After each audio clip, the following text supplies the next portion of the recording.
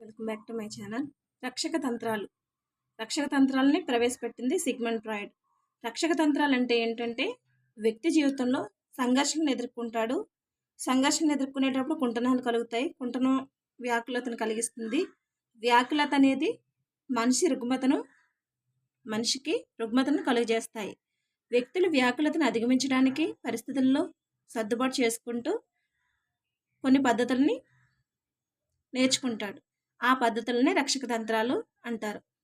వీటిని Sigmund Freud తొలుతగా పేర్కొన్నాడు. అంటే రక్షక తంత్రాలను ప్రవేశపెట్టింది అంటే ఒక వ్యక్తిలో జరిగే అనేక సంఘర్షణల గురించి, దానివల్ల మనిషి ఎలా బయటపడతాడనే దాని గురించి రక్షక తంత్రాలు అనేవి వివరిస్తాయి. రక్షక తంత్రాలు ప్రవేశపెట్టింది సిగ్మండ్ ఫ్రాయిడ్.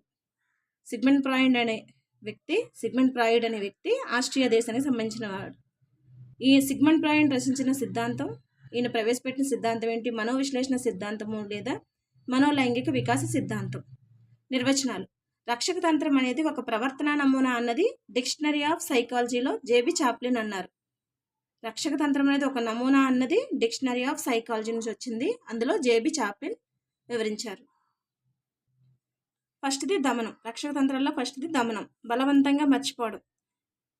ఒక విద్యార్థి తన స్నేహితుల ముందు జరిగిన అవమానాన్ని మర్చిపోవడం, ఉద్దేశపూర్వకంగా మర్చిపోయేది దమనం అవుతుంది. ప్రతిగమనం: పెద్దవాళ్ళు చిన్నపిల్లలా ప్రవర్తించడం. ఫర్ ఎగ్జాంపుల్, మెడిసిన్లో సీటు కోసం ప్రవేశ పరీక్ష రాసి వస్తుందనే నమ్మకంతో ఉన్న విద్యార్థికి ఆ సీటు రానప్పుడు చిన్నపిల్లలాగా ఏడవడం, ఏమీ తినకుండా అలగడం అనేది ప్రతిగమనానికి సంబంధించిన రక్షక తంత్రం. పెద్దవాళ్ళు చిన్నపిల్లల్లా ఏడవడం. నెక్స్ట్, విస్థాపనం. వ్యక్తి తన కోపాన్ని అసలు వ్యక్తి మీద కాకుండా తక్కువ స్థాయి వారి మీద చూపించడం విస్థాపనానికి సంబంధించిన రక్షక తంత్రం. అంటే అత్త మీద కోపం దుత్త మీద చూపించడం అనేది విస్థాపనం. ప్రధాన ఉపాధ్యాయునిపై కోపం ఉన్న ఉపాధ్యాయుడు ఆ కోపాన్ని విద్యార్థులపై చూపించడం. నెక్స్ట్, స్వైరకల్పన. స్వైరకల్పన అంటే పగటి కళ్ళు కనడం. ఇది ఎక్కువగా కౌమారుల్లో జరుగుతుంది. ఒక యువకుడు తనకు తాను కలెక్టర్ అయినట్లు ఊహించుకుని సంతృప్తి చెందడం అనేది స్వైరకల్పనకు సంబంధించిన రక్షక తంత్రం. తదాత్మీకరణం. తను సాధించలేని ఉద్యోగం తన కొడుకు ద్వారా తీర్చుకోవడం. అంటే తండ్రి తను సాధించలేనిది తన కొడుకు ద్వారా తీర్చుకోవడం అనేది తదాత్మీకరణ రక్షక తంత్రానికి చెందినది. ఇంకొక ఎగ్జాంపుల్ చూద్దాం.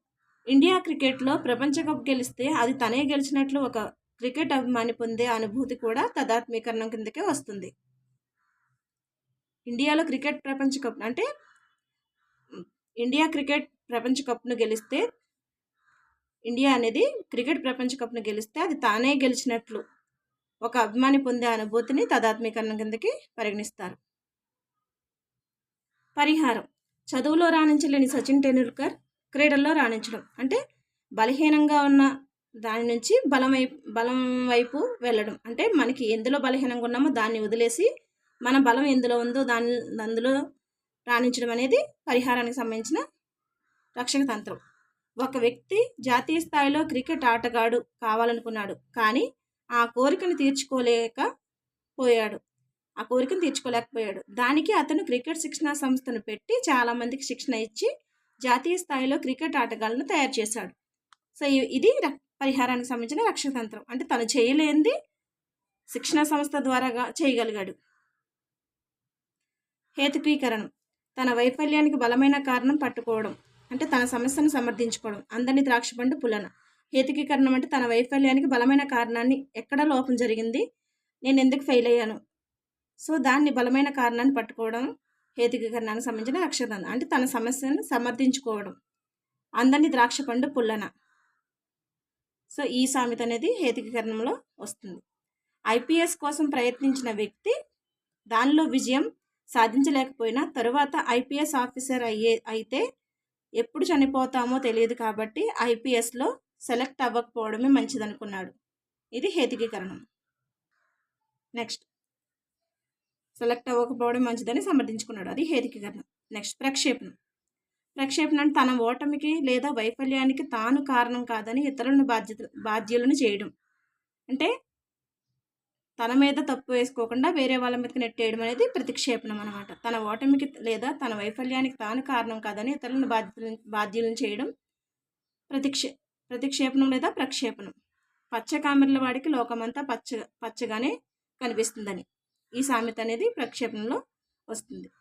పరీక్ష తప్పిన విద్యార్థి నేను తప్పడానికి కారణం మా ఉపాధ్యాయుడే అన్నాడు.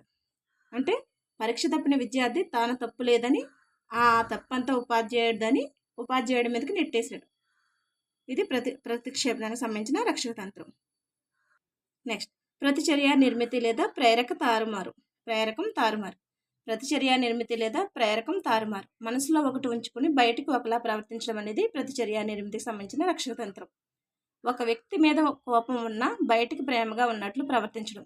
ఒక వ్యక్తి మీద కోపం ఉన్నా బయటికి ప్రేమగా ఉన్నట్లు నటించడం అనేది ప్రతిచర్య నిర్మితికి సంబంధించింది. నెక్స్ట్, ఉపసంహరణ. పరీక్షలు సరిగ్గా చదవని విద్యార్థి పరీక్షలు రాయకుండా తప్పించుకోవడం, పరిస్థితి నుంచి దూరంగా పారిపోవడం. ఉపసంహరణ. పరీక్షలు సరిగా చదవని విద్యార్థి పరీక్షలు రాయకుండా తప్పించుకోవడం, పరిస్థితి నుంచి దూరంగా పారిపోవడం.